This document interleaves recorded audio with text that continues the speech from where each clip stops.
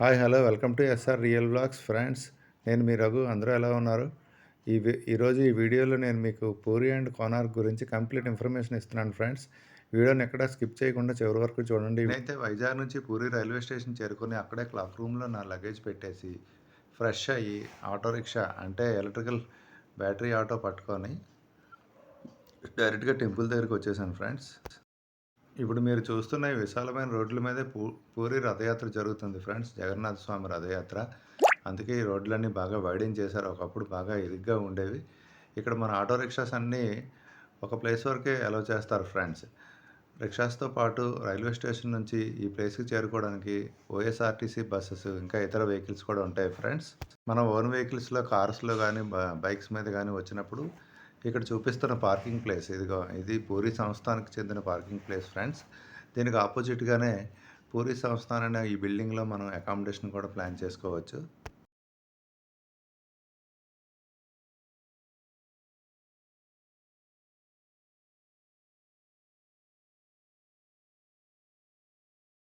Electrical auto దిగిన తర్వాత ఒక 800 మీటర్స్ డిస్టెన్స్ వరకు అలా నడుచుకుంటూ మెయిన్ ఎంట్రన్స్ దగ్గరికి చేరుకోవాలి ఫ్రెండ్స్. అక్కడ ఫ్రీ దర్శన్ లైన్స్ కూడా ఉంటాయి. ఇంకా ఇప్పుడు మీరు నా వెనకాల చూస్తున్న బిల్డింగ్స్కి నెంబర్ ప్లేట్స్ అంటే నేమ్ ప్లేట్స్లా కనిపిస్తున్నాయి చూసారా? ఇవన్నీ పూరి సంస్థాన్ ట్రస్ట్కి చెందిన రిజిస్టర్డ్ షాపులు ఫ్రెండ్స్. ఈరోజు సాటర్డే పూరిలో దర్శనం కోసం వచ్చాను. చాలా రష్గా ఉంది. నా రిక్వెస్ట్ ఏంటంటే రావద్దు, వీకెండ్స్లో రావద్దు, వీక్ మధ్యలో రండి. చాలా హెవీ క్రౌడ్ ఉంది. ఆపరేట్ చేసుకొని సైడ్ వెళ్ళినా సరే 2000 ఇచ్చి చాలా టైం పట్టింది.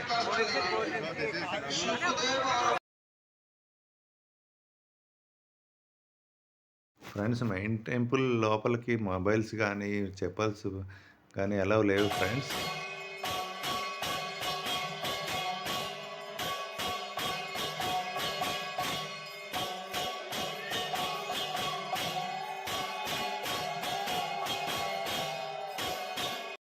నేనైతే మార్నింగ్ 10కి లైన్లోకి వెళ్తే 12:30కి బయటకు వచ్చాను ఫ్రెండ్స్. మధ్యాహ్నం బయటకు వచ్చిన తర్వాత ఏదైనా హోటల్లో భోంచేద్దామని అలా బయటకు వచ్చి చూస్తే నాకు ఈ హోటల్ కనిపించింది. స్వామివారికి అయితే 56 వెరైటీస్తో రోజు నైవేద్యం పెడతారు ఫ్రెండ్స్. టెంపుల్ నుంచి బయటకు వచ్చిన తర్వాత మీకు అన్ని హోటల్స్ కనిపిస్తాయి. ఇక్కడ హోటల్లో ప్రైసెస్ అయితే రీజనబుల్గా ఉంటాయి ఫ్రెండ్స్.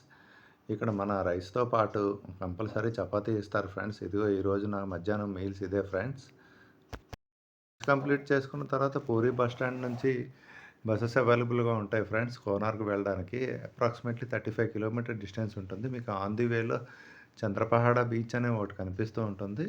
ప్రైవేట్ వెహికల్స్లో వెళ్తే ఈ బీచ్ దగ్గర కొంతసేపు ఆగి మనం స్లోగా వెళ్ళొచ్చు. కోనార్క్ టెంపుల్కి వెళ్ళే లైన్స్ అన్నీ ఇలా ఫుల్గా షాప్స్తో ఇంకా పిలిగ్రిమ్స్తో రద్దీగా ఉంటాయి ఫ్రెండ్స్.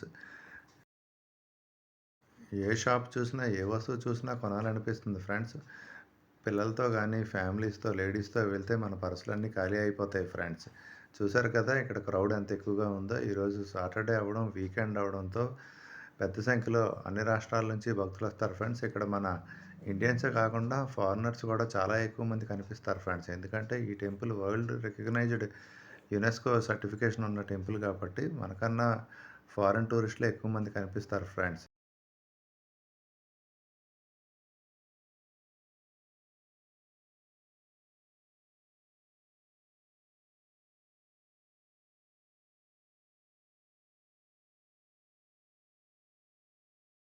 ఫ్రెండ్స్, చూసారు కదా ఇక్కడ షాప్స్లో ఏ ఐటమ్స్ ఉంటాయి. ఎక్కువగా కోనార్క్ వీల్ కనిపిస్తూ ఉంటుంది. కొనాలంటే అన్నీ కొనాలనిపిస్తుంది ఫ్రెండ్స్. నిజానికి ఈ టెంపుల్కి వచ్చే ఇన్కమ్ కన్నా ఇక్కడ ఉన్న షాపింగ్ ఏరియాలో వచ్చే ఇన్కమే ఎక్కువగా ఉంటుంది ఫ్రెండ్స్ వ్యాపారస్తులకు. షాపింగ్ ఏరియా దాటిన తర్వాత కొంచెం అలా ముందుకు వస్తే ఇక్కడ ఒక రెస్టారెంట్ కనిపిస్తుంది ఫ్రెండ్స్. ఇది టూరిజం డిపార్ట్మెంట్‌తో లేదా సన్ టెంపుల్‌కి చెందిన రెస్టారెంట్ అనుకుంటా ఫ్రెండ్స్. కొంచెం క్వాలిటీగా కనిపించింది.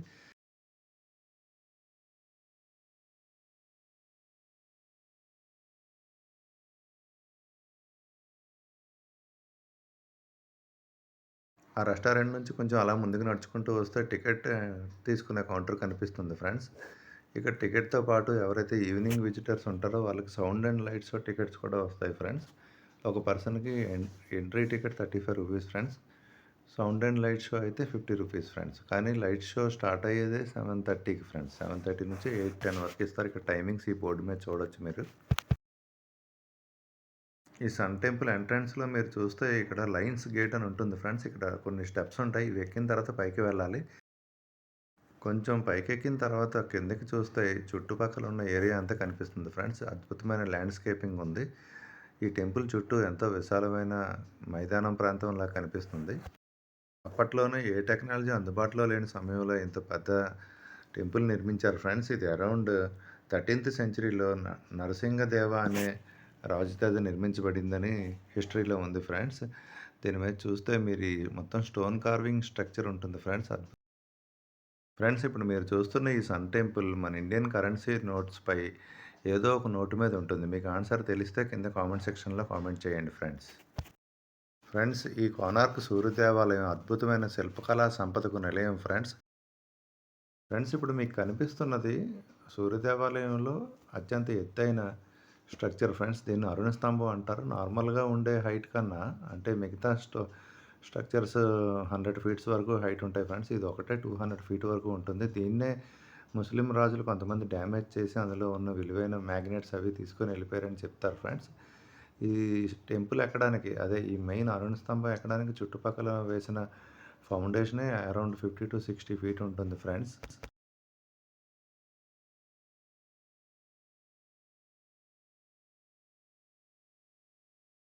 ఈ టెంపుల్ కాంప్లెక్స్ అంతా చూస్తుంటే మోర్ దాన్ 100 ఎకర్స్ ప్లేస్ వరకు ఉంటుంది ఫ్రెండ్స్.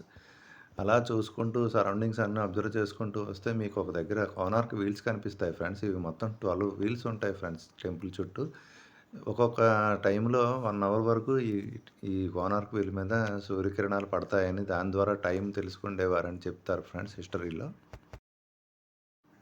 ఈ సూర్యదేవాలయం చుట్టుపక్కల విశాలమైన పార్క్స్ లాంటివి ఏర్పాటు చేశారు ఫ్రెండ్స్. ఎంతో గ్రీనరీగా ఉంటాయి. వీడియోలోని కంటెంట్ మీకు నచ్చితే ఛానల్ సబ్స్క్రైబ్ చేసుకోండి. మిగతా వీడియోలన్నీ చూడండి. అన్నీ కామెంట్ చేయండి, లైక్ చేయండి. Thank you very much.